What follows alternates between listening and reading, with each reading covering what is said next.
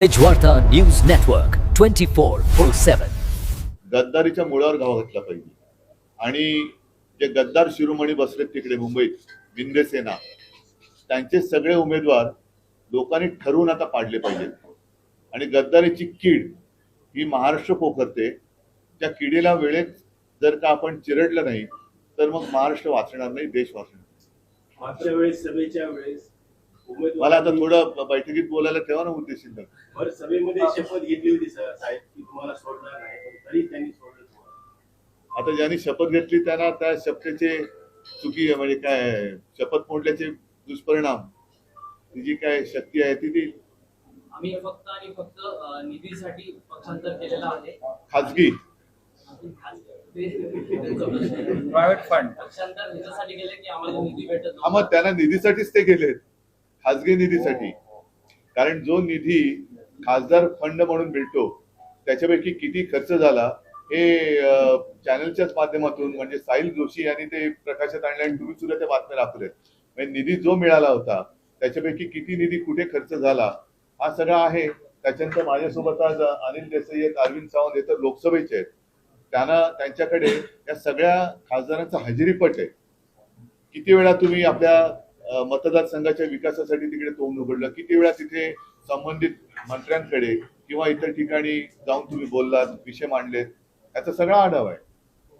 साहेब अंतर्गत गटबाजी सुद्धा कारण असल्याचं बोललं जात आहे.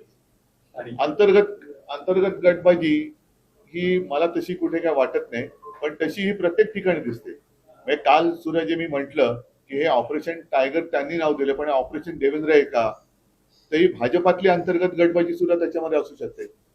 की कोणाला तरी देवेंद्रला दिल्लीत येऊन द्यायचं नसेल, त्यांना असं वाटत असेल की देवेंद्र दिल्लीत आले तर त्यांचा पंतप्रधान पदाची जी त्यांची संधी ती हुकेल म्हणून त्यांना इथेच गुंतवून ठेवायचं किंवा इथेच संपवून टाकायचं.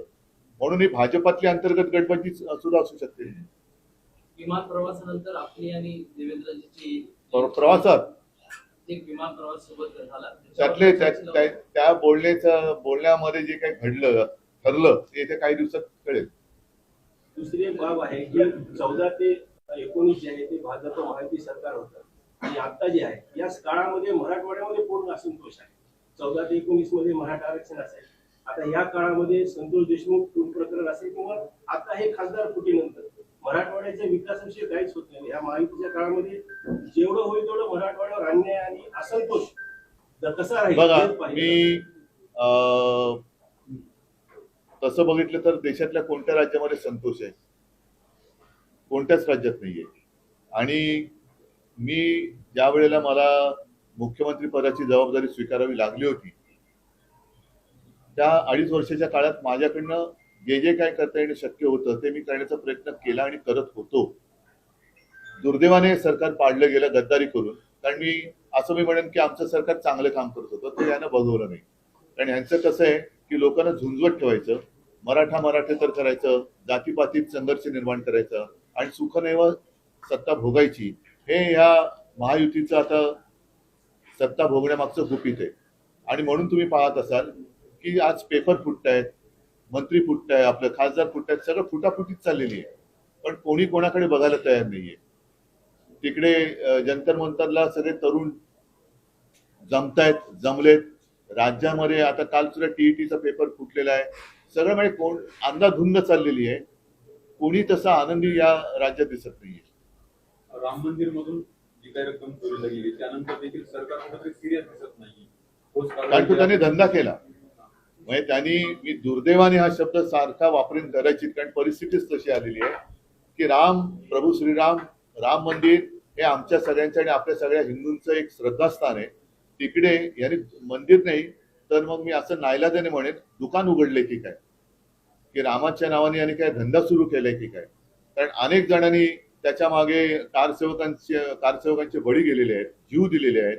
अनेकांना तिकडे जो काही बेसुमार लाठीमार वगैरे झाला होता, गोधरा हत्याकांड झालं, अहमदाबाद झालं, हे सगळं जे काही घडलं ते कशासाठी घडलं तर तिकडे एक पवित्र राम मंदिर उभं राहावं, प्रभू श्रीरामचंद्राची जी जन्मभूमी आहे तिकडे अभिमान वाटावा असं मंदिर उभं राहावं.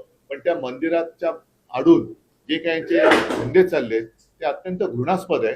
आणि मला असं वाटतं की मंदिर वही बनाएंगे, आता त्याचा अर्थ कळतोय की कशासाठी यांना मंदिर बनवायचं होतं. आम्हाला ते श्रद्धेसाठी बनवायचं होतं.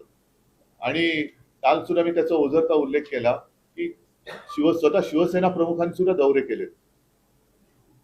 ते शिलापूजन संभाजीनगरमध्ये केलेलं मराठवाड्यात, तेव्हा प्रमोद महाजन सोबत होते, इतर सगळे सोबत होते.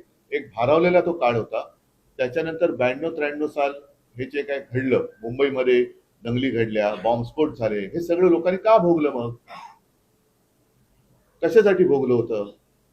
तर हे सगळे हिंदू विसरू शकत नाही. आणि ही हिंदुत्वाची गद्दारी आहे. मी सातत्याने जे सांगतोय की नुसती ही तर वरवरची झाली, आमदार खासदार फोडणं ही गद्दारी, त्याचा फडछाप काय पाडायचं तो मतदार पाडतील. पण राम मंदिरामधनं जे काय दानपेटीतनं किंवा इतर काही जे काही चोरी चालल्या आणि त्याचे जे काय मामले उघडकीस येत आहेत, ते बघितल्यानंतर ही हिंदूंशी केलेली गद्दारी आहे, हिंदुत्वाशी केलेली गद्दारी आहे. नीट परीक्षेचा पेपर फुटला, त्यानंतर सीईटीचा फुटला. आता नीटचा पेपर फुटल्यानंतर ऐका नीटचा पेपर फुटल्यानंतर केंद्रस्थान कुठे होतं? महाराष्ट्रामध्ये. म्हणजे लाजिरवाणी गोष्ट आहे, लाजिरवाणी गोष्ट आहे. आणि हे सगळेच्या सगळे जे पकडले गेले, ते जे काही मी तुमच्याच माध्यमातून ऐकलं, पाहिलं, वाचलं, हे कोणत्या परिवाराशी संबंधित होते? काय झालं? त्यांची आता नावं पण कोणाला माहिती नाहीये, नावं पण विसरले. पुढे काय केलं? त्यांच्यावरती कारवाई म्हणून काय केलं? नुसतं आतमध्ये टाकले.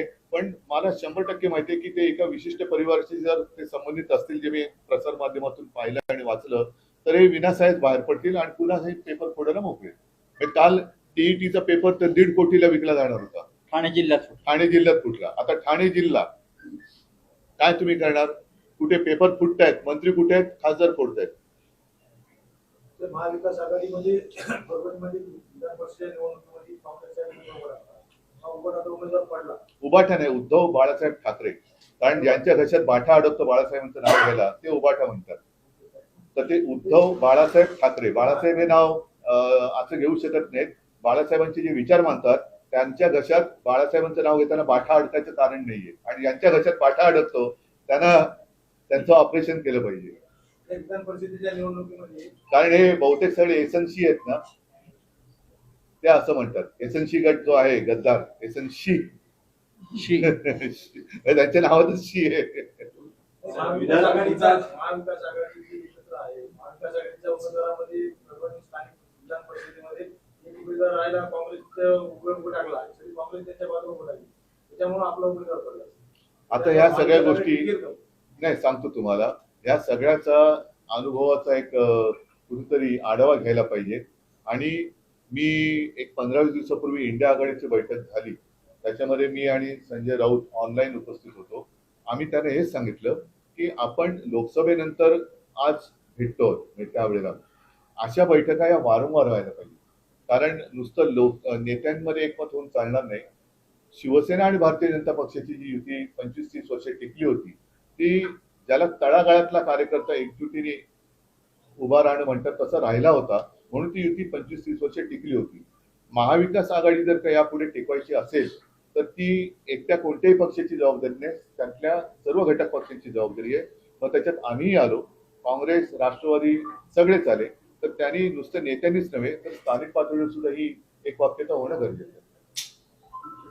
विमान प्रवासाची चर्चा आपली सुरू आहे. की विमानापेक्षा विमान महत्त्वाचं आहे, असं बेईमान म्हणतोय. देवेंद्र फडणवीस यांना माहिती की उद्धव ठाकरे कसे आहेत. आणि तर बेईमान कसं आहे ते पण माहिती. जो शिवसेनेशी इमान राखू शकत नाही, तो देवेंद्र फडणवीसाशी पण राखणार नाही, हेही त्यांना माहिती आहे.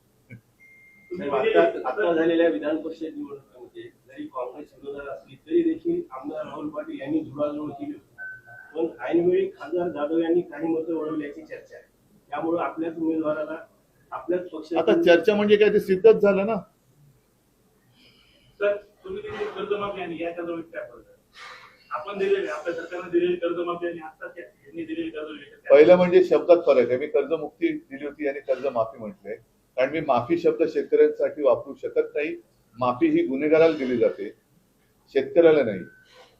शेतकरी हा आपला अन्नदाता आहे, त्याच्यामुळे त्याचं जे एक ऋण आहे आपल्यावर, त्यातून आपण मुक्त होऊ शकत नाही. या भावनेतनं मी केलेली ती कर्जमुक्ती होती. आणि मला माहिती आहे की संपूर्ण काही मी समाधान कोणीच देऊ शकत नाही, पण कोणती अट शर्त वगैरे न टाकता ज्यांचं थकीत कर्ज 2 लाखापर्यंत पीक कर्ज होतं त्या सगळ्यांना मी कर्जमुक्त केलं होतं. आपण सगळे त्याला साक्ष आहात. 2च वेळा फक्त ते आपले सेवा केंद्र का काय आहे तिकडे गेल्यानंतर ती हे केल्यानंतर थेट त्याच्या खात्यात पैसे गोळा झाले होते. नाईलाजाने काय झालं की करोना सुरू झाला आणि नियमित कर्ज परतफेड करणारे जे शेतकरी होते त्यांना आम्ही प्रोत्साहनपर 50,000 रुपये जे देणं जाहीर केलं होतं ते देऊ शकलो नव्हतो. ते द्यायला सुरुवात केली आणि आमचं सरकार पाडलं गेलं. मंत्री चंद्रकांत पाटलांनी विश्वास नांगरे पाटलांचे शाखेमध्ये जावं असं आवाहन केलं आहे. शाखेवर 3 वेळा बंदी आणायचा प्रयत्न केला ती देशद्रोही संघटना नाही असं देखील त्यांनी म्हटलेलं आहे. कोणी? चंद्रकांत पाटील यांनी. विश्वास नांगरे पाटील गेले होते. चंद्रकांत पाटील यांनी विश्वास नांगरे यांचं समर्थन केलं आहे शाखेमध्ये जाण्याचं. हे करताना त्यांनी असं सांगितलंय की संघावर 3 वेळा बंदी आणायचा प्रयत्न केला ही देशद्रोही संघटना नाही, नागरिकांनी शाखेमध्ये जावं. पण मग नांगरे पाटलांनी शिवसेनेच्याही शाखेत यावं.